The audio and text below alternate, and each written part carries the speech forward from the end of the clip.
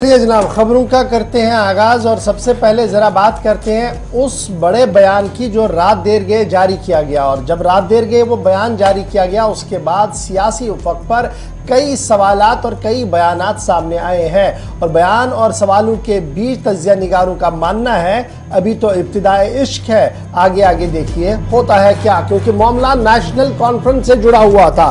National conference ने कल अपने पार्टी इंचार्ज कॉन्स्टिट्यूंसी इंचार्ज का ऐलान कर दिया है। तकरीबन 47 असेंबली नशिस्तों के लिए नेशनल कॉन्फ्रेंस ने कल अपने पार्टी की तरफ से नामों का ऐलान कर दिया कि जो नॉमिनेटेड रहेंगे वहां पर असेंबली सेगमेंट इंचार्जेस रहेंगे।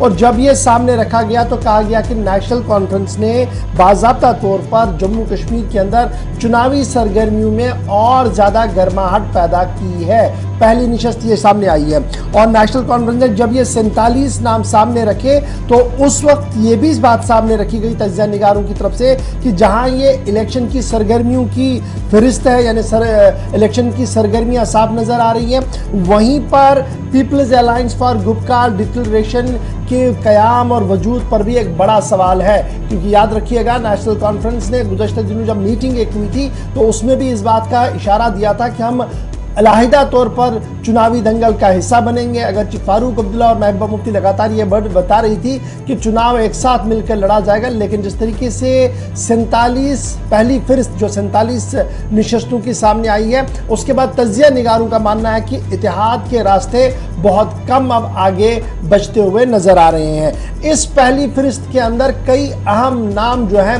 वो मिसिंग है, लेकिन युवा ब्रिगेड यानी यूथ ब्रिगेड को भी शामिल प्रोग्राम किया गया है। यूथ ब्रिगेड को भी 47 की फहरिस्त में जगह दी गई है। यानी यूथ नेशनल कॉन्फ्रेंस या फारूक अब्दुल्ला नेशनल कॉन्फ्रेंस उमर अब्दुल्ला के जो करीबी लोग थे उन्हें कहीं ना कहीं यहाँ पर इलेक्शन इंचार्ज कॉन्स्टिट्यूंसी इंचार्ज बनाने की बात भी सामने रखी गई है। इशफाक जब्बार और मोहम्मद सईद आखून आपस में रिश्तेदार भी है, लेकिन दोनों नेशनल कॉन्फ्रेंस के साथ इस अहम तरीन फहरिस्त में नजर नहीं आए क्योंकि 47 नशस्तों पर जो ऐलान किया गया ये सूबा कश्मीर के हवाले से है। इसमें उमर अब्दुल्ला भी मिसिंग है, फारूक अब्दुल्ला भी मिसिंग है और जहां तक मेरी अभी तक नजर आ रही थी मुझे शेख मुस्तफ़ा कमाल साहब का भी नाम नहीं आया। तो ये बड़े नाम जो है वो इस फहरिस्त में अभी तक नजर नहीं आ रहे। नेशनल कॉन्फ्रेंस ने कल नॉमिनेट किए हैं जी constituency in-charge 47 assembly segments across the Kashmir division है ये, और ये माना जा रहा है कि ये प्रेपरेशन है जी अपकमिंग इलेक्शंस के हवाले से जो जम्मू कश्मीर के अंदर होने जा रहा है। क्योंकि इलेक्शन कमीशन इस पूरे मामले पर किसी भी वक्त कोई भी बड़ा ऐलान कर सकता है, इस तरीके की उम्मीदें लगाई जा रही है दिल्ली से लेकर जम्मू कश्मीर तक। और याद रखिएगा उमर और फारूक अब्दुल्ला लगातार पिछले कई महीनों से मुख्तलिफ कॉन्स्टिट्यूंसीज के जिम्मेदारों के साथ, पार्टी काडर के साथ, डिस्ट्रिक्ट काडर के साथ, डिविजनल काडर के साथ मीटिंग्स कर रहा था और ये अंदाजा लगाया जा रहा था उन मीटिंग्स के अंदर कि एक बड़ी हिकमत अमली को तरतीब दिया जा रहा है जिसका ऐलान रात देर गए नेशनल कॉन्फ्रेंस की तरफ से किया गया। अब इस फहरिस्त के अंदर जहां उमर का नाम अभी मिसिंग है, कुछ और नाम मिसिंग है, वहीं पर यह भी माना जा रहा है कि उमर अब्दुल्ला शायद प्रॉपर टाइम पर मैदान में आएंगे। अगर उन्होंने पहले कहा था कि वो यूटी एडमिनिस्ट्रेशन के दायरे के अंदर चुनाव नहीं लड़ेंगे, लेकिन फिर भी माना जा रहा है कि जनाब हो सकता है वो लाल चौक, गांदरबल या हजरत बल से अपने इंतखाबी दंगल का हिस्सा बने। अभी तक वो फिलहाल इस तरीके का नाम इसमें नहीं है। अब जब हम इसको और खंगाल कर देखते हैं लिस्ट को तो नेशनल कॉन्फ्रेंस अभी सोलो इलेक्शन के मूड में है जो अभी तक दिख रहा है और इसमें अभी तक कोई इस तरीके का वाज़ेह इशारा भी नहीं है कि अलायंस के लिए कोई जगह है, क्योंकि 47 की 47 नशस्तों पर अपने लोगों को खड़े करने का जो मन है वो साफ दिख रहा है नेशनल कॉन्फ्रेंस का। अगस्त का महीना था जी, याद रखिएगा सन 2022 था, अगस्त का महीना था, यानी रवा साल के दौरान नेशनल कॉन्फ्रेंस की तरफ से एक रेजोल्यूशन पास किया गया था जिसकी सरबराही उमर अब्दुल्ला साहब कर रहे थे उस इजलास की। उसमें यह कहा गया था कि जनाब 90 असेंबली इंतखाबात पर हम खुद चुनाव लड़ेंगे और नेशनल कॉन्फ्रेंस अपने बलबूते पर चुनाव लड़ेगी। शायद उसी रेजोल्यूशन को ध्यान में रखते हुए कल पार्टी ने यह बड़ा फैसला भी लिया होगा। इशफाक जब्बार जो फॉर्मर MLA गांदरबल है इस लिस्ट में नहीं है, उनके father in law Mohammad Saeed Akhoon जो साबिका एमएलए भी रहे हैं हजरत बल से 96 से 2008 तक के दरमियान, और फारूक अब्दुल्ला के काफ़ी लॉयलिस्ट माने जाते हैं, वो इस फहरिस्त में कहीं पर दिखे नहीं हैं, और मुस्तफ़ा कमाल साहब का भी नाम यहाँ पर नहीं है।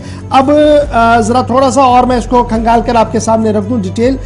हल्का इंतखाब छानपोरा जो नया बना है, छानपोरा, गुलमर्ग, पटन, उरी और सोनावारी में, यहाँ पर बिल तरतीब छानपोरा में मुश्ताक गुरु साहब जो इस वक्त फारूक अब्दुल्ला के साथ एज ए स्पेशल सेक्रेटरी के तौर पर काम करते हैं, उन्हें उतारा गया है, उन्हें इंचार्ज रखा गया है। फिर गुलमर्ग के लिए साबिक IAS अफसर फारूक शाह साहब जो पहले ही नेशनल कॉन्फ्रेंस में चले गए थे, उन्हें वहाँ पर जगह मिली है। गुलमर्ग से रियाज बेदार साहब को लगाया गया है, और पटन से इसी तरीके से पटन और उरी से डॉक्टर सजाद शफी साहब को लगाया गया है। हिलाल अकबर लोन साहब को इंचार्ज बनाया गया है हल्के इंतखाब के हवाले से। और इसको जब आप देखते हैं तो कफीलुर रहमान साहब साबिक एमएलए हैं करना से, लगातार साबिक एमएलए भी है, तो इन्हीं को इंचार्ज बनाया गया। सैफुल्लाह मीर साहब इस बार त्रिगाम के अंदर होंगे। नासिर असलम वानी जो लाल चौक, जो साबिका रियासत में लाल चौक अमीरा कदल हल्के इंतखाब हुआ करता था, वो अब छानपुरा बना है, लेकिन इस बार वो इंचार्ज बनाए गए हैं जी सोगाम कॉन्स्टिट्यूंसी के, जहां पर उनका होम टाउन है कुपवारा के अंदर।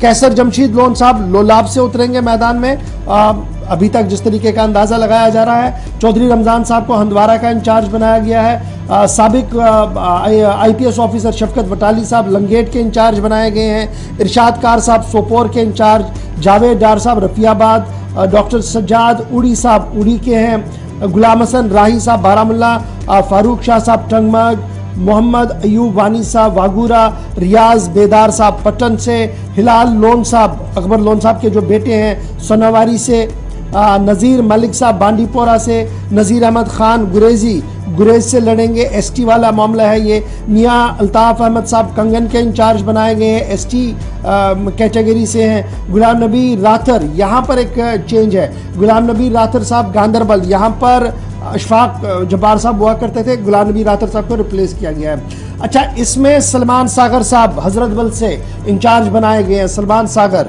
अली मोहम्मद सागर साहब खानियार के इंचार्ज होंगे, शमीमा फिरदौस हब्बा कदल। एहसान परदेसी साहब मैदान में उतारे गए हैं लाल चौक इंतखाब से, हल्के इंतखाब से। और मुश्ताक गुरु साहब छानापोरा से।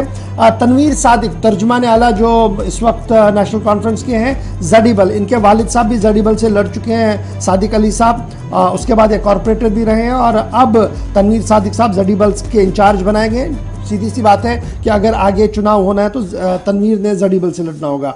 मुबारक गुल साहब ईदगाह से, इरफान शाह साहब बटमालू से, आगा रूल्ला मेहदी साहब बड़गाम के इंचार्ज बनाए गए थे। और जब हमने उनसे इंटरव्यू किए थे तो उस वक्त ये लग रहा था कि शायद वो इंतखाबी दंगल या सियासत का कई हिस्सा नहीं बनेंगे, लेकिन कल नेशनल कॉन्फ्रेंस ने रूल्ला मेहदी साहब को बड़गाम का इंचार्ज बनाया है। डॉक्टर शफी साहब बीरवा के होंगे, सैफुद्दीन भट्ट साहब खान साहब, अब्दुर्रहीम रातर साहब को चार शरीफ, अली मोहम्मद डार साहब को चाडूरा हल्के इंतखाब का in charge, justice retire Hasnain Masoodi साहब जो सिटिंग मेंबर पार्लियामेंट है पामपोर हल्के इंतखाब के इंचार्ज बनाए गए हैं। डॉक्टर गुलाम नबी भट्ट साहब त्राल, मोहम्मद खलील बंद साहब पुलवामा, गुलाम मोहम्मद मीर राजपुरा, शौकत गनाई साहब जैनापोरा, शेख मोहम्मद रफ़ी साहब शोपियाँ, सकीना यतु दमाल हाजीपोरा, इमरान नबी डार जो तर्जुमान हैं, इन्हें कुलगाम, पहले भी ये यहाँ से चुनाव लड़ चुके हार चुके थे, इन्हें इंचार्ज बनाया गया है।